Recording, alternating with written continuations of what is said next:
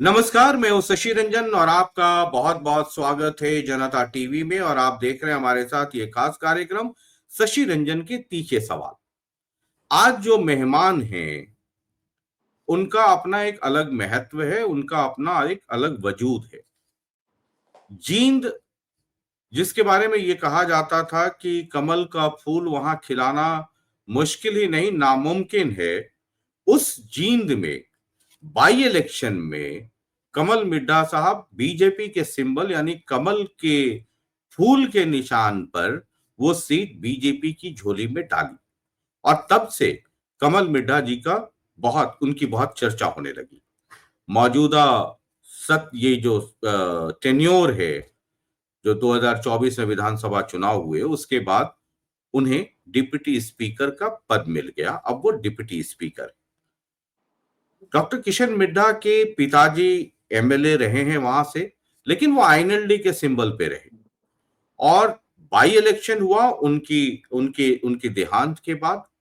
और तब किशन मिड्ढा आईएनएलडी से शिफ्ट हुए बीजेपी में। और वो चुनाव भी बड़ा ऐतिहासिक चुनाव था, जिसमें कांग्रेस की तरफ से रणदीप सुरजेवाला कॉन्टेस्ट कर रहे थे। और आईएनएलडी नई नई पार्टी टूटी थी और भतीजा पार्टी यानी जेजेपी नई पार्टी बनी थी। और इलेक्ट्रल पॉलिटिक्स में राजनीति में जेजेपी का पदार्पण हुआ था और दिग्विजय चौटाला को जेजेपी ने कैंडिडेट बनाया था। बहुत ही टफ ये चुनाव था, बहुत ही रोचक भी था। और उसमें जीत हासिल की डॉक्टर किशन मिड्ढा। तो आज मेहमान भी डॉक्टर किशन मिड्ढा हैं और शशि रंजन के तीखे सवालों का सामना भी करेंगे डिप्टी स्पीकर हरियाणा विधानसभा में डॉक्टर किशन मिड्ढा। बहुत बहुत स्वागत है मिड्ढा साहब आपका। जी नमस्कार, जय माता दी। जींद में आपने उस वक्त कमल का फूल खिलाया जब ये कहा जाता था कि ट्रेडिशनली ये पूरा इलाका जो है, ये बड़ा इलाका, बड़ा हिस्सा आईएनएलडी का समर्थक रहा। जींद वो धरती भी रही है हरियाणा की राजनीति में जहां पे जितने बड़े आंदोलन हुए, चाहे वो ट्रैक्टर यात्रा हो या हुड्डा साहब के शुरू वाली वो यात्रा रही हो, वो जींद की धरती से ही शुरू होती रही। जींद के बारे में ये कहा गया और कई बड़े नेता जींद जिले से उनका ताल्लुक रहा। और बाहर के लोग भी जींद में जाकर के जोर आजमाइश करते रहे, खासकर आईएनएलडी परिवार, चौटाला परिवार। जींद के बारे में ये कहा जाता रहा कि बड़े नाम तो जींद ने दिए और नेताओं का कद भी बड़ा किया ये जिला, लेकिन जींद को वो नहीं मिल पाया जिसका वो हकदार रहा था। एक लंबे अरसे तक ये चर्चा रही। अब आपको एक लंबा अरसा हो गया, आपके पहले आपके पिताजी भी रहे हैं, जींद का प्रतिनिधित्व किया है आईएनएलडी की तरफ से। अब एक लंबा अरसा हो गया, तो आपको लगता है कि जींद को जो अधिकार, जो उसका डेवलपमेंट होना चाहिए था, वो आपके टेन्योर में वो हो पाया? जी, सबसे पहले तो मैं सभी दर्शकों को नमस्कार करता और वहीं पर मैं आपको बताना चाहूँगा कि आपने जिस प्रकार से ये कहा कि लोगों ने जिताने का काम किया, 2 बार मेरे पिताजी ब्रह्मलीन डॉक्टर हरिचंद मिड्ढा जी को इनेलो के टिकट पर 2009 और 2014 में लोगों ने जिताने का काम किया। और वहीं पर मेरे पिताजी के ब्रह्मलीन होने के बाद मैं ये कहूँगा कि माँ भगवती की कृपा और लोगों का आशीर्वाद हम्म। और माननीय मनोहर लाल जी का, बाबूजी का मुझ पर विश्वास, इन 3 चीज़ों ने मिलकर जींद के अंदर कमल खिलाने का काम किया। और वहीं पर जहां आपने ज़िक्र किया विकास की बात को लेकर, हम्म। तो मैं आपसे ये कहूँगा कि आज आप जींद में आके देखिए, आप मेरे बाई इलेक्शन में जींद में आए थे और हम्म। अब आप जींद में आके देखें तो आपको एक फ़र्क नज़र आएगा। विशेष हम्म। तौर पर मैं आपको मोटा-मोटी बताता हूँ कि जहाँ पर मेडिकल कॉलेज का निर्माण जो इस वर्ष के अंत तक पूरा हो जाएगा, और वहीं पर जो भाखड़ा को लेकर, क्योंकि वो मेरे पिता का सपना था और मेरा अपना खुद का एक स्वप्न था कि जींद को भाखड़ा का पानी दिया जाए, क्योंकि हम्म। जींद ट्यूबवेल्स के सहारे चलता था। 20-20, 25-25 ट्यूबवेल लगे हुए थे जिसके सहारे जींद के लोगों को पीने का पानी मिलता था। और बड़ी मशक्कत के बाद इसमें मुझे सिद्धि प्राप्त हुई। जिस प्रकार से ये कह लेते हैं ना, जैसे कि आज संकल्प से सिद्धि की तरफ हमारे देश हुँ, के प्रधानमंत्री जी को एक विचार चल रहा है, उसी संकल्प को सिद्धि में बदलने का काम लोगों के आशीर्वाद से, बाबूजी मनोहर लाल जी के आशीर्वाद से, माननीय मुख्यमंत्री नायब सैनी जी के आशीर्वाद से ये कार्य संपन्न हो गया और ये कार्य प्रारंभ हो चुका है। वहीं हुँ, पर आज आप जींद की सड़कों को ले लीजिए। जींद के अंदर के जितनी रोड अंदर की हैं, 1-2 रोड कर छोड़कर सभी रोडों की हुँ, हालत जो है बहुत अच्छी है। और वहीं हुँ, पर नौ नेशनल हाईवे 20 किलोमीटर के सराउंडिंग जींद को होकर गुजरे। और मुझे ऐसा लगता है कि हुँ, पूरे के पूरे भारत में आज जींद ही एक ऐसा डिस्ट्रिक्ट है जिसको 9 नेशनल हाईवे छू कर जा रहे हैं। हुँ, और वहीं पर रिंग रोड के लिए भी मैंने ऊपर लिख कर दिया है कि जो डीपीआर बन रही है कि एक रिंग रोड बनाया जाए जींद का। और उसकी भी लगभग मंजूरी मिल चुकी है, क्योंकि उसमें ये था कि सरकार की तरफ से, सेंटर की सरकार की तरफ से 60 पैसे मिलेंगे और वहीं पर हुँ, 40 पैसा हरियाणा गवर्नमेंट को देना पड़ेगा। माननीय हुँ, मुख्यमंत्री जी ने इस बात की भी स्वीकृति दे दी। और अब जल्दी ही इस विषय पर मैंने माननीय मनोहर लाल जी बाबूजी से भी चर्चा की और हुँ, जल्दी ही इस कार्य को भी अंजाम दे दिया जाएगा। और इस विषय के ऊपर उमा शंकर जी से भी मेरी मुलाकात भी हुई हुँ, और जल्दी ही इस कार्य को भी अंजाम देंगे। वो जैसे मैंने कहा कि संकल्प से सिद्धि की तरफ बढ़ना हुँ, हमारा एक उद्देश्य है। चाहे वो हमारे हुँ, देश के प्रधानमंत्री हों, चाहे हुँ, हमारे प्रांत के माननीय मुख्यमंत्री नायब सैनी जी हों, हुँ, चाहे मैं एक विधायक के तौर पे, एक डिप्टी स्पीकर के तौर पे ये कह रहा हूँ, क्योंकि संकल्प जो सबसे बड़ी परिभाषा संकल्प की मेरी दृष्टि से है। क्योंकि हुँ, संकल्प जब भी हम कोई पूजा अर्चना करते हैं, कोई अनुष्ठान ब्राह्मण के द्वारा करवाते हैं कि जिस अनुष्ठान को ब्राह्मण करेगा, हम मंत्रों को नहीं कर पाते, उसके लिए संकल्प लिया जाता है। और फिर हुँ, उस संकल्प को सिद्धि की तरफ बढ़ाने का काम, कि वो संकल्प हमारा पूरा हो गया और हुँ, हमने जितना अनुष्ठान लिया था उस कार्य को पूरा किया। इसी हुँ, सोच के ऊपर ही हमारे देश के प्रधानमंत्री जी ने जो 11 वर्षों में जो हुँ, 11 वर्षों में कार्य किए हैं, जो प्रांत हुँ, के माननीय मुख्यमंत्री, पूर्व मुख्यमंत्री माननीय मनोहर लाल बाबूजी ने, और अब इस समय नायब सैनी जी जो हमारे मुख्यमंत्री हैं, उन्होंने उस कार्य को अंजाम देने का काम किया, उसको सिद्ध करने का काम किया। हुँ। यही हमारा एक संकल्प से सिद्धि की तरफ किया था। 11 वर्ष मोदी जी के कार्यकाल के पूरे हुए और पूरे देश में जो बीजेपी समर्थक हैं, वो संकल्प से सिद्धि ये कार्यक्रम कर रहे हैं। मैंने जींद से कहानी इसलिए शुरू की क्योंकि आपकी जड़ें जींद में हैं, जड़ें वहां होंगी तभी चंडीगढ़ में पताका फहराएगा या दिल्ली में पताका फहराएगा। आपने जींद की चर्चा की, आप डिप्टी स्पीकर भी हैं तो मैं आपके प्रोटोकॉल का भी जरूर ध्यान रखूंगा। लेकिन चूंकि ये डेवलपमेंट वाली बात है इसलिए इसमें मुझे नहीं लगता कि प्रोटोकॉल बहुत ज्यादा आड़े आएगा। संकल्प से सिद्धि की जब बात होती है तो हरियाणा के परिप्रेक्ष्य में इन 11 वर्षों में 5 ऐसे काम बता सकते हैं जो मतलब गली नाली सड़क ये तो रोजमर्रे की चीज है ना, जोड़ की सफाई ये सब चलता रहता है, जिसने हरियाणा की तस्वीर बदल दी। क्योंकि ऑपोजिशन के लोग कहते हैं कि जितना शोर किया जा रहा है, जितनी जितना प्रचार किया जा रहा है, उतना कुछ हुआ नहीं। देखिए, हरियाणा में चिरायु योजना हुँ, जो हमारे प्रांत के माननीय मुख्यमंत्री जी ने बनाई, जिस पर हर व्यक्ति को लाभ मिलेगा बीमारी को लेकर। वहीं पर स्वामित्व योजना कि जो 20 वर्ष से जो किराएदार है, उसको हुँ, जो उसने किराया दिया, उसके बाद उसकी संपत्ति का हुँ, मालिकाना हक देने का काम हमारी सरकार ने किया। वहीं पर हुँ, मेरी फसल मेरा ब्यौरा, 72 घंटे के अंदर फसलों के ऊपर किसानों को हुँ, पैसा मिलना, ये चीज आप लोगों के रखने का काम किया। हुँ, वहीं पर गड्ढे रहित सड़कों का भी निर्माण, जो हमारे प्रांत के माननीय मुख्यमंत्री जी ने भी कहा है कि करीबन करीबन इसे 8 महीने के अंदर जितनी भी सड़कें हैं उन सबको हुँ, पूरा करने का काम करे। इसी प्रकार से 20 किलोमीटर पर महिला कॉलेज बच्चियों के लिए बनाने का काम किया।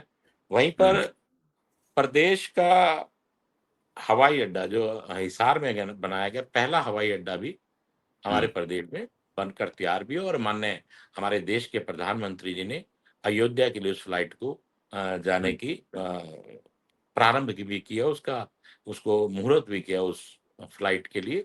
तो इस प्रकार हम्म। से अनेक हमारे मुख्यमंत्री जी खेत खलियान योजना का जो बनाने का काम किया, ये सब हम्म। चीजें इतने बड़े बड़े विषय, विशेष तौर पर हर जाति का ध्यान दिया गया, हर वर्ग का ध्यान दिया गया, जाति नहीं, मैं आपको इसमें ये कहूंगा हर वर्ग का ध्यान दिया गया।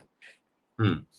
ठीक है। अच्छा, हम हाँ, जी। मेडिकल कॉलेज बनाने का काम किया, डिस्ट्रिक्ट लेवल पे कहा गया कि मेडिकल कॉलेज बनेंगे, जिस प्रकार से जींद के अंदर बनने को तैयार है, हम्म। आपका भिवानी बन चुका है, इसी प्रकार से कैथल में बन चुका है।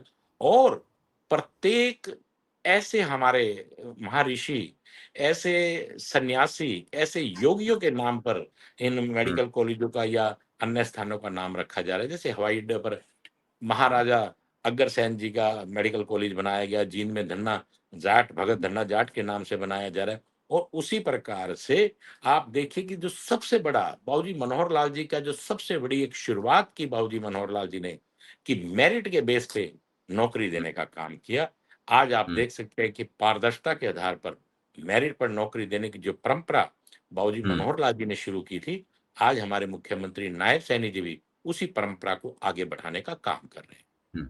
ठीक है, आपने बात तो की, लेकिन चूंकि आप डिप्टी स्पीकर हैं तो कुछ मर्यादाओं से आप भी बंधे हुए हैं, वरना जितनी आप बात कह रहे हैं और ऑपोजिशन जो कह रहा है ना, लगातार, तो कई सवाल बनते हैं। लेकिन चूंकि आप एक संवैधानिक पद पर हैं, इसलिए हम उस पर नहीं जाना चाहेंगे। मेरा क्या है, आप संकट में ना आए ये देखना मेरा मेरा भी काम है, चूंकि एक प्रोटोकॉल है जिस पद पर आप बैठे हैं।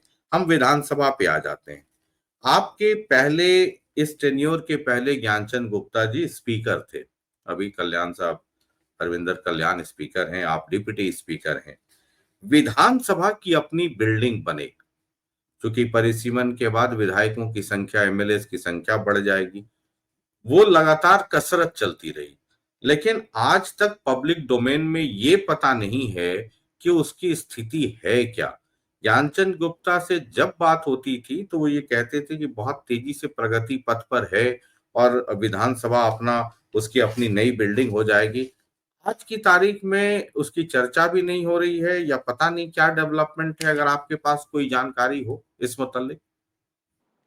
देखिए, जहाँ तक विधानसभा का सवाल है, वहाँ पर पंजाब को ये लिख के देने का काम किया कि हमारे को जो पैसा, हमारा 60% पैसा बनता है, और सॉरी हम्म। 40% जो हमारा पैसा बनता है, उस पैसे को हमें दिया जाए, जिसके हम्म। ऊपर हम जगह की नियुक्ति करें कि किस स्थान पर ये बनाने हम्म। का काम किया जाए, उसके ऊपर हम्म। पूर्ण रूप से विचार चल रहा है। वहीं हम्म। पर मैं ये कहूंगा कि विधानसभा की जो नई विधानसभा को लेकर केंद्र से भी मंजूरी मिल चुकी है हम लोगों को। हम्म। और पंजाब का कुछ मैं कह रहा हूं, पंजाब को इस बात को लेकर बड़ी तकलीफ हो रही है। जो हम्म। पंजाब के मुख्यमंत्री मान साहब हैं, वो किसी ना किसी चीज, आप अच्छी तरह जानते हैं कि वो किसी ना किसी चीज की अड़चन डाल रहे हैं, जो पानी का मुद्दा पीछे रहा, चाहे वो हम्म। विधानसभा का विषय रहा, तो वो अड़चन डालने का काम कर रहे हैं। एक उनका स्वभाव कुछ ऐसा है। तो मैं तो हम्म। ये भी कहूंगा कि इस स्वभाव से, वो हमारे बड़े भाई हैं, पंजाब हम्म। हमारा बड़ा भाई, और बड़े भाई का एक मर्यादा ये बनती है कि छोटे भाई को जो हिस्सा है उसे हम्म। पूर्ण रूप से देने का काम करे। हमारे शास्त्रों में लिखा है, और हम्म। वैसे भी एक हमारा हक बनता है, वो हमारा हम्म। हक में देना चाहिए। हमारी शराफत का नजायज फायदा पंजाब को नहीं उठाना चाहिए। अभी पंजाब पानी का विषय ही देख लीजिए, हम लोगों ने हम्म। बड़े प्यार से कहा कि हमें पानी दे दिए, लेकिन उनका अपना एक तरीका है, लेकिन वो हम्म। अच्छा तरीका नहीं है। एक मुख्यमंत्री को ये सब शोभा नहीं देता। ठीक है। एक अगला सवाल, चूंकि विधानसभा की अपनी कार्य प्रणाली है, कई विधानसभा में कमेटियां होती हैं, वर्किंग कमिटीज होती हैं, जो जिनके पास बहुत ज्यादा काम होता है। हालांकि आम लोगों को उसका महत्व बहुत ज्यादा समझ में नहीं आता है, लेकिन कई बार वर्किंग कमेटी की बैठकों को लेके या उसके प्रभावी होने ना होने को लेकर करके बहुत तरह की बातें की जाती हैं। कई बार बैठकें हुई कि इन वर्किंग कमिटीज को और ज्यादा से ज्यादा प्रभावी कैसे बनाया जाए। अब आप डिप्टी स्पीकर हैं, ये मामला आपके भी संज्ञान में कई बार हो सकता है आया होगा कि जो कमेटियां हैं, जो वर्किंग कमिटीज हैं विधानसभा की, उनकी बेहतरी के लिए और क्या किया जा सकता है। क्योंकि एक आम आदमी को इन वर्किंग कमिटीज का बहुत महत्व पता नहीं है, लेकिन विधानसभा की कार्रवाई के बाद बहुत तरह के सवाल, बहुत तरह की कमिटीज, है ना, उनका बहुत इफेक्टिव तरीके से फंक्शनल होना बड़ा आवश्यक होता है, अगर पूरे प्रदेश के डेवलपमेंट को एक एक एक एक, एक कोलैबोरेटेड रूप में अगर आप देखें तो। देखिए, जहाँ तक कमेटीज का सवाल है, कमेटीज की अपनी एक विशेष भूमिका होती है प्रांत को चलाने के लिए। और हम्म। वहीं पर जिस प्रकार से कि पब्लिक हेल्थ, इरिगेशन, पावर और पीडब्ल्यूडी, ये मेरे पास कमेटी है और हम्म। इसकी बैठक भी होती है। और हम लोगों ने प्रारंभ में ही एक मीटिंग की जिसमें हम लोगों ने पक्ष और विपक्ष के सभी हम्म। विधायकों को बुलाया और बुलाने हम्म। के बाद उनके सामने बात रखी कि कमेटी की एक अपनी अहम भूमिका होती है। सबसे पहले तो ये रहे कि प्रयास करें सभी विधायक उस कमेटी में पहुंचे और जितना समय है उस समय को पूरा देने का काम करें, ताकि हम्म। आप अपने अपने विषयों को गहन चर्चा कर कर उन ऑफिसर्स की जिम्मेवारी लगाई जाए, ताकि वो कार्य अच्छे ढंग से हो सके। आज आप ही देख लीजिए कि मेवात के अंदर ही, चाहे वो पानी का विषय है, चाहे वो बिजली का विषय है, आप उसे हम्म। मान के चलिए कि इन कमेटीज के द्वारा ही आज हम्म। पानी, मेवात में पानी की हालात बहुत अच्छे हैं जब से भारतीय जनता पार्टी की सरकार बनी। वरना हम्म। पानी की बड़ी किल्लत, नूह में और मेवात में पानी की बहुत ज्यादा किल्लत थी। और हम्म। प्रत्येक विधायक से एक ये निवेदन भी किया गया कि आप अपनी बात को पूर्ण रूप से स्टडी कर कर आए और अपनी बात को प्रभावी ढंग से रखने का काम करें, चाहे वो पक्ष का हो चाहे वो विपक्ष का हो। और फिर हम्म। भी अगर कोई खामियां रह जाती हैं, हम हम्म। एट स्पॉट वहां पर मीटिंग करेंगे, वो सारी चीज को देखेंगे। देखने के बाद ही अगर किसी के खिलाफ हमें कोई कार्रवाई करनी होगी तो वो हम्म। हम कार्रवाई करने का काम करेंगे। हम्म। एक सवाल ये भी उठता है, क्योंकि विधानसभा जो है लोकतंत्र में राज्य के हिसाब से सबसे बड़ा मंदिर है, लोकतंत्र का मंदिर है। आपकी जब सेशंस होते हैं, तो विधायकों के द्वारा बहुत सारे सवाल उठाए जाते हैं अपने एरिया या एक लार्जर कॉन्टेक्स्ट में स्टेट लेवल पे भी। क्या जो मसले उठाए जाते हैं, कई बार ये होता है इतने दिनों में जवाब दे दिया जाएगा, या इतने, कई बार वो उसकी जो डिलीवरी है ना, वो उतनी एक्सपेडाइट नहीं हो पाती है। ये पहले भी समस्या थी, अब भी कई विधायकों का ये कहना है, सदन में जाते हैं कि जी हमने पिछली बार भी ये बात उठाई थी, पिछली बार भी ये मुद्दा उठाया था, हमने लिख करके दिया, उस पे अब तक नहीं कुछ हुआ, सरकार ने कहा था लेकिन हम कर कर अब तक उस पे हुआ कुछ नहीं। तो ये जो स्टेटमेंट या जो भी वक्तव्य या जो भी वादे किए जाते हैं सदन के पटल पर, वो इम्प्लीमेंट हो जाए, उसके लिए चूंकि स्पीकर हैं और एक आप डिप्टी स्पीकर हैं, तो ये कोई एक आपने कुछ किया है इस पे कि वो 100% डिलीवरी हो उसकी। देखिए, इंश्योरेंस कमेटी में आप अपनी बात रख सकते हैं, क्योंकि हम्म। आप इस बात को मान के चलें कि जिन प्रश्नों को आप लगाते हैं या हम्म। जिनके लिए विधानसभा में सेशन के दौरान बात रखी हम्म। जाती है कि इस कार्य को किया जाएगा और वो कार्य नहीं होता, तो अब इंश्योरेंस कमेटी में अपनी बात रखी, उस पर एक्शन होगा, बकायदा उस ऑफिसर से जवाब मांगा जाएगा। जो मैंने आपसे हम्म। पहले ही जिक्र किया कि इस बार सबसे पहला काम ही हम लोगों ने ये कहा कि किस प्रकार से कमेटी चले और उसका हम्म। किस प्रकार से फायदा सबको मिले, इस बात को लेकर किया गया। और वहीं पर जिस प्रकार से जो नए 40 के आसपास के विधायक आए, एक हम्म। क्लास लगाई गई, उन्हें बताया गया कि आपको किस प्रकार से विधानसभा में बात को रखना है। इसकी शुरुआत भी हमारे बाबूजी मनोहर लाल जी ने की। उसी चीज को आगे हमारे इस समय के मुख्यमंत्री नायब सैनी साहब बढ़ाने का काम करें। अब प्री हम्म। बजट बजट से पहले मीटिंग रखी गई, उसमें सभी को प्रशिक्षण केंद्र जो रखा गया, शिविर, जो हम्म। उसके ऊपर बकायदा चर्चा हुई और विधायकों के जो सवाल थे उन्हें मांगा गया, विधायकों की जो बात थी उन्हें मांगा गया और जो बात उचित लगी हम्म। उसके ऊपर बकायदा विधानसभा में काम किया गया और उन विधायकों की बात को रखकर उसको बजट में लिया गया। ये शुरुआत भी हम्म। भारतीय जनता पार्टी ने की। जो हमारे विपक्ष के साथी बार बार आपसे या लोगों से ये कहने का काम कर रहे हैं कि ये सब बातें खोखली, ऐसा कुछ नहीं है। आज आप ये मान के चलें कि अ, वो कहते हैं ना, कुछ तो लोग कहेंगे लोगों का काम है कहना। और हम्म। वैसे भी ऑडिट के पैरों के भी जो समीक्षा अनुशंसा की जाती है, ये पीएससी कमेटी का भी मामला है। जो भी हम्म। कोई ऐसा मामला है, विधायक अपनी बात को रखे। जैसे मैंने अभी आपको इसकी पीएससी मीटिंग का भी, कमेटी का भी हम्म। आपको बात बताई। ये हम्म। विधायकों को हम लोगों ने बाकायदे एक क्लास दी, एक ट्यूशन दी कि आप हम्म। अपनी बात रखें। बाबूजी हम्म। मनोहर लाल जी से पहले आज तक किसी ने विधायकों के साथ ऐसा नहीं किया, उनको ऐसा कोई क्लासेस लगाई ही नहीं। और हम्म। ये शुरुआत की तो उसका फायदा प्रत्येक विधायक को मिले, चाहे वो पक्ष का हो चाहे वो विपक्ष का हो। हम्म। ठीक है। ये जो आपने कहा ना कि कुछ तो लोग हैं, लोगों का काम है कहना, तो आजकल अरोड़ा साहब हैं, चंद्र प्रकाश जी हैं, रामकरण काला जी हैं, वो कह रहे हैं, स्पीकर से भी कह रहे हैं, और आप तो डिप्टी स्पीकर हैं तो स्पीकर साहब से ही मिले, कह रहे हैं कि ये जो कुछ विधायक हैं या एक पार्टी विशेष जो सत्ताधारी पार्टी, अब चूंकि आप स्पीकर और डिप्टी स्पीकर, वो बिहार में नीतीश जी के लिए एक बार पोस्टर लगा था, नीतीश सबके हैं, तो स्पीकर और डिप्टी स्पीकर तो सबके हैं। तो ये अरोड़ा जी का दर्द, चंद्र प्रकाश जी का, रामकरण काला जी का, है ना, ये दर्द आप लोग नहीं सुनेंगे तो कौन सुनेगा। वो कहते हैं कि सरकारी मीटिंग, ग्रीवांस सेल की मीटिंग, वो उसका स्वरूप ऐसा हो गया जैसे लगता है कि बीजेपी के मंडल कमेटी या मंडल की मीटिंग हो रही है, और वो दबदबा सत्तारूढ़ पार्टी जो है उन मीटिंगों में करना चाहता है, और बात जो है सो हाथापाई तक पहुंच जाती है।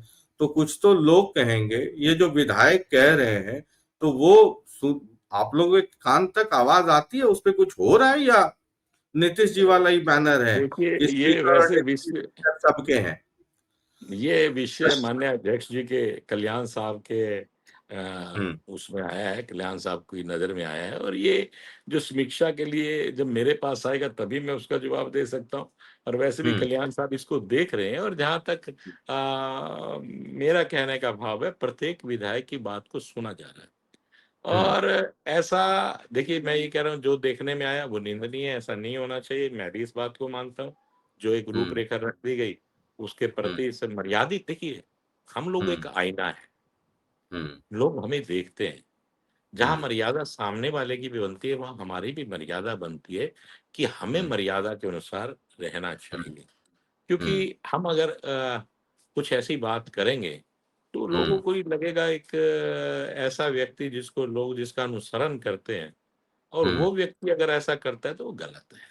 तो हम्म। जहां सामने वाले की मर्यादा, वहां कुछ मर्यादा हमारी भी होनी चाहिए। कभी कभी आवेश में हो भी जाता है, मैं ये नहीं मानता, क्योंकि इंसान है तो आवेश में हो भी जाता है, लेकिन उस मामले को सुधारा जा सकता है। और उस बात हम्म। को माननीय अध्यक्ष जी के सामने रखा है तो कुछ ना कुछ रिजल्ट जरूर निकलेंगे। और वैसे हम्म। मैं आपको बताना चाहूंगा, अगर हम्म। पूर्व की सरकारों की बात करें, हम हम्म। बात सुन तो रहे हैं, पूर्व हम्म। की सरकारें तो बात ही नहीं सुनती।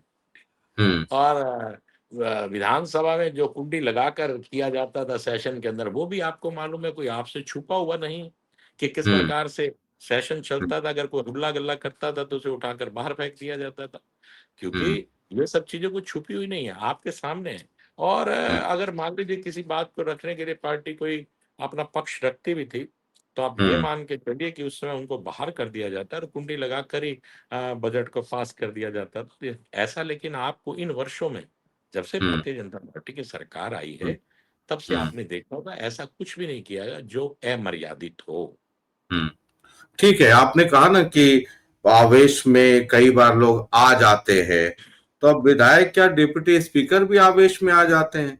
पता नहीं भिवानी देखिए, की धरती देखिए, धरती में इतनी गर्मी है कि डिप्टी स्पीकर साहब में है, हाथ वाथ पकड़ लिया, सुना बड़ा वीडियो भी वायरल हुआ, मतलब आप भी आवेश में आ गए, है ना। उसको टाला जा सकता था, चूंकि आप खुद ही कह रहे हैं कि विधायकों का आचरण जो है वो अनुकरणीय होना चाहिए, आवेश में नहीं, तो मतलब अरोड़ा साहब भी उधर कुरुक्षेत्र में आवेश में आ जाते हैं, इधर भिवानी में डिप्टी स्पीकर साहब आवेश में आ जाते हैं। आज ये कहें तो आप पहले तो मुझे कमल कहने लगे, चलो कमल तो चल गया कि कमल का निशान है।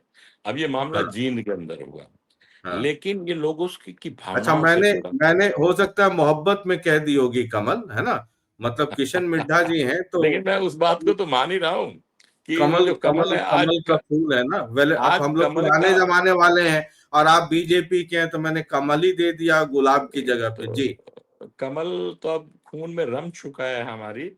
जी। और बात रही इसकी कि देखिए मैंने पहले कहा कि हम इंसान हैं, आवेश में कभी हो जाता है।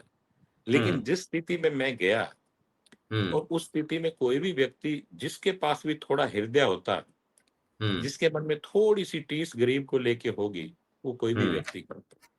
हुँ, साहब उन लोगों का बिलखना देखिए। साहब हुँ, हम लोग तो एसी गाड़ियों में बैठते हैं या एसी शोरूम में बैठते हैं या हुँ, हम लोग जैसे भी एक उस कुदरत ने हमें एक अच्छा सब कुछ दिया हुआ है। लेकिन हुँ, साहब धूप में आज 43% सेल्सियस डिग्री जो टेम्परेचर चल रहा है उसमें 30-32 उसमें भी होगा। साहब धूप हुँ, में बैठना के इंसान क्या आसान है? वो हुँ, लोग बारिश में बैठे हैं, बूढ़ी-बूढ़ी हुँ, माताएँ अपने बच्चों का पेट पालने के लिए ऐसा हुँ, काम कर रही हैं। साहब हुँ, कल्पना करके देखिए, फिर और हुँ, मैं ये कहूँगा गरीब की नहीं सुनेंगे तो सुनेंगे किसकी? आज हुँ, ये जन भावनाओं से जुड़ा हुआ विषय था। ये कोई हमारा आपस का झगड़ा का या ऐसा नहीं था कि किसी ने मुझ पर कोई आरोप लगा दिया तो मैं उसका वो पकड़ लिया, उसने मुझे पकड़ लिया या कोई हुँ, ऐसी छींटाकशी एक-दूसरे पे कर दी। सर जन हुँ, भावना से जुड़ा हुआ विषय था और वैसे भी आप अच्छी तरह जानते हो और आपको ज़्यादा पता होगा कि जींद हुँ, के अंदर मेरे पिताजी रहे या मैं रहा, हुँ, तो हम हुँ, लोगों को गरीबों के लिए तो जाना ही जाता है कि गरीब व्यक्ति अपनी पुकार यहाँ कर हुँ, सकता है। हुँ, तो अगर हम गरीब व्यक्ति की भी सुनवाई नहीं करेंगे, तो गरीब को हुँ। सुनेगा कौन? थोड़ा टाला जा सकता था। बस मैंने आपसे कहा कि आवेश में हुआ मैंने ये तो आपसे पहले ही कहा आवेश में है तो जी। इंसान ही। हाँ, तो उसके लिए क्योंकि थोड़ा योगा क्योंकि योगा वगैरह। क्योंकि जी। गरीब व्यक्ति पर अत्याचार बर्दाश्त नहीं किया जा सकता, कम से कम मैं तो नहीं कर सकता। क्योंकि नहीं। पिताजी को जो बातें सुनी गरीबी की अवस्था में देखा कि उन्होंने हुँ, किस प्रकार से मिलिट्री से आने के बाद में यहाँ हुँ, जींद शिफ्ट हो और उन्होंने किस प्रकार से गरीबी का सामना किया और वो कहते हैं ना कि हुँ, गरीब व्यक्ति जिसने गरीबी देखी हो, उसे हुँ, गरीबी का एहसास होना चाहिए। और पिताजी ने तो बाकायदा उनकी रखी हुई ऐसी चीज़ें, जो आज हुँ, भी उनके जाने के बाद पड़ी हैं, जो हमारी माँ आज भी कहती है कि हम इन कपड़ों में जींद में हुँ, आए थे। तो गरीबी को देखिए गरीब के बाद और वैसे भी हुँ, अंत्योदय की जो हमारी सोच है हुँ, भारतीय जनता पार्टी की, हमारे देश हुँ, के प्रधानमंत्री की, हमारे प्रांत के माननीय मुख्यमंत्री, उस सोच हुँ, को भी कहीं न कहीं पूरा किया। हुँ। ठीक है, मतलब मुझे लगता है टाला जा सकता था। वैसे भी कल आपके विधानसभा परिषद में एमएलएस के लिए कुछ सुना है कि कुछ योगा या कोई फिटनेस को लेकर के कुछ है। तो ये करते रहना चाहिए, है ना? क्योंकि मौसम भी टेम्परेचर भी ज़्यादा है, तो ये सब करने से थोड़ा आवेश, गुस्सा थोड़ा नियंत्रण में रहता है। एक आखिरी ये सवाल आप।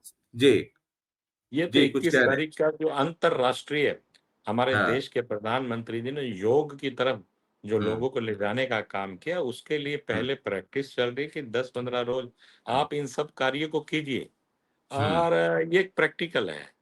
हुँ, प्रोटोकॉल योग शिविर था इसको लेकर। तो ये हुँ। करने के लिए कहा गया कि आप इसे कीजिए और वैसे भी आप अच्छी तरह जानते हैं जैसे आपने कहा कि योग करते रहना चाहिए कि आदमी का ना, ना गुस्सा करते रहना और चाहिए ना। बीपी उससे बीपी बीपी कम सीपी सब होता है। कंट्रोल में रहता है। ये सिर्फ 21 तारीख के लिए नहीं, इसको रूटीन बनाइए और ये सारे एमएलए और अधिकारियों दोनों के लिए बड़ा जरूरी है। एक आखिरी सवाल चलते चलते, ये आप डिप्टी स्पीकर है ना? इससे मर्यादा भंग नहीं होगी, मैं इसका हमेशा पूरे इंटरव्यू में ध्यान रख रहा हूँ। ये डिप्टी जहां जहां जुड़ता है, वो जानते हैं ना, रणवीर गंगवा जी से 2-3 दिन पहले बात हो रही थी। बोले देखिए मैं तो डिप्टी था लेकिन वो तो हुआ नहीं, है ना? डिप्टी सीएम और फलाना ढिमकाना, जहां जहां डिप्टी लगा। हमने कहा आप में भी डिप्टी लगा। बोले कि देखिए वो मैंने तोड़ दिया। हमने कहा तोड़ नहीं दिया, आपने टोटका कर लिया। बोले कैसे? हमने कहा विधानसभा बदल गया इसीलिए डिप्टी वाला टोटका। जैसे नई गाड़ी खरीदते हैं तो मंदिर में जाने के बाद वो पंडित जी क्या करते हैं, 4 नींबू चारों चक्का के नीचे रखते हैं, बोलते हैं अब इस पे चढ़ा दो, है ना? तो वो टुटका कट जाता है। तो आपका विधानसभा चेंज हुआ तो टुटका कट गया। ये इस बात का है ना, ये बड़ी चर्चा रहती है, रिसर्च है प्रॉपर, कि जिसके भी नाम के आगे डिप्टी लगा, है ना, फिर आगे का आपके पड़ोस में उच्चाना उच्चाना वाले साहब को देख लीजिए। और जहां आप चंडीगढ़ में बैठे हैं, बगल में चंद्रमोहन जी की बहुत दिनों के बाद वापसी हुई है ना, पंचकुला में। तो इस बात का है ना एहसास आपको? देखिए, मुझे इस बात का एहसास है, मैं आपकी बात को बिल्कुल सही मान रहा हूँ कि ऐसा हुआ। लेकिन हम्म। आपने देखा क्या यूपी में कि ये कहा गया कि जो नोएडा आएगा, हाँ, वो दोबारा नहीं बनेगा, योगी जी बने। हाँ, और ये सबसे बड़ी बात है कि जनता को जिताना है आपको चुनाव। हाँ, डिप्टी लगने से कुछ नहीं होगा। हम्म, आपको चुनाव जिताना है जनता ने। उस हम्म, माँ भगवती का आशीर्वाद बना रहे, माँ हम्म, जगदात्री का आशीर्वाद और मेरी जन्म देने वाली माँ का, लोगों का प्यार हाँ, और भारतीय जनता पार्टी के जो आला कमान है, इनका विश्वास मुझ पर बना रहे। मैं आपको हम्म, विश्वास दिलाता हूँ कि ये जो नींबू मिर्च वाला ये सारा फार्मूला इस बार फेल हो जाएगा और दोबारा से बन कर आने का काम करूंगा। ये आपको चलिए मैं बहुत विश्वास दिलाता हूँ, क्योंकि आदमी का चलिए जो खुद पर विश्वास होना बहुत जरूरी है। क्योंकि जब तक चल खुद पर विश्वास रहेगा तो हाँ, वो कहते हैं ना कि मैं जमाने के अंदर इतना प्यार भर दूंगा कि हाँ, लोग अपने आप तरसेंगे किसी व्यक्ति को बनाना। सवाल प्यार का है कि आप मोहब्बत कितनी देते हैं। आप मोहब्बत लोगों की को दुकान मोहब्बत एक चल देंगे। रही है। मोहब्बत की आप दुकान चल रही है, जो जो पिछले बार 99 पे रह गए थे। देखिए, मुझे नहीं मालूम, लेकिन आपके जी। सामने ये जिसका जिक्र आपने किया कि हम्म, आपने उन गरीब व्यक्तियों के लिए लड़ाई लड़ी, तो गरीब हाँ। का साथ तो बहुत बड़ी चीज है साहब, मैंने उनकी ये कहा दुआएं कहा बहुत कि बड़ी। लड़ाई लड़ी, मैंने तो ये कहा कि अधिकारियों का बाम पकड़ लिया, बहुत उत्तेजना और आवेग आवेग आवेग में ले, आ गए, लेकिन आवेश गरीबों में आ की गए। सर, हाँ, इस हाँ, दुनिया के अंदर एक बात मान लीजिए आप, जहां हाँ, प्रभु का आशीर्वाद काम करता है, वहां गरीबों हाँ, की दुआएं बहुत काम करती हैं। और गरीबों के ऊपर अत्याचार मैं बर्दाश्त करने वाला नहीं हूं। आप हम्म, अच्छी से जानते हैं, इससे पहले भी बहुत से प्रकरण ऐसे मेरे हम्म, साथ हुए जिनके लिए मैं गरीबों के हक में खड़ा रहा। और साहब, चुनाव जनता को जिताना है। इन हाँ। नींबू मिर्चों से कोई फर्क नहीं पड़ता। यही जींद होगा और यही मैं हूंगा। मैं नहीं, आपको कई विश्वास दिलाता कई हूँ बार। कि आला हाँ, कमान टिकट देंगे तो अगला चुनाव भी जीत कर दोबारा से फिर हम आपके सामने होंगे और इसी प्रकार के इंटरव्यू का तब आप कहेंगे कि ये लाइन भी काट दी गई। ठीक। चलिए, बहुत बहुत बहुत बहुत शुक्रिया, बहुत बहुत शुक्रिया, बहुत बहुत शुक्रिया बातचीत करने के लिए। नमस्कार, जय माता दी। तो ये डॉक्टर किशन मिड्ढा हैं, जींद से आते हैं। और जींद में जब कोई चुनाव लड़ने जाता है, चाहे वो जेजेपी के दिग्विजय, मुझे याद है कह रहे थे कि जींद को राजधानी बना देंगे। अब रणदीप सुरजेवाला, वो चुनाव बड़ा रोचक था। और हरियाणा के का राजनीतिक इतिहास जब लिखा जाएगा तो जींद के उस बाई इलेक्शन का जिक्र जरूर होगा, एक चैप्टर वो जरूर होगा, क्योंकि बहुत सारे, तब मनोहर लाल खट्टर साहब मुख्यमंत्री हुआ करते थे, चुनाव के पहले एक बाई इलेक्शन था। बहुत सारे, बहुत तरह की बातें हैं। बहरहाल, मैंने कहा कि मिर्जा साहब को कि नींबू सिंबू भी रख लिया कीजिए। और विधानसभा में जो योग के क्लासेस होंगे तो वो जरूरी भी है। आजकल बीपी बढ़ जा रहा है, चाहे वो डिप्टी स्पीकर हो, चाहे वो एमएलए हो या नेता हो। बाद बाकी आप समझते ही हैं जो आपको समझना है। अगले एपिसोड में फिर आपसे मुलाकात होगी और एक और मेहमान को लेके आएंगे और उनसे भी पूछेंगे शशि रंजन के तीखे सवाल। चिल्लाकर नहीं, चीख कर नहीं, बहुत हल्के से मुस्कुराते हुए भी करेले का जूस और नीम के पत्ते खिलाए जा सकते हैं। बहुत बहुत शुक्रिया। नमस्कार।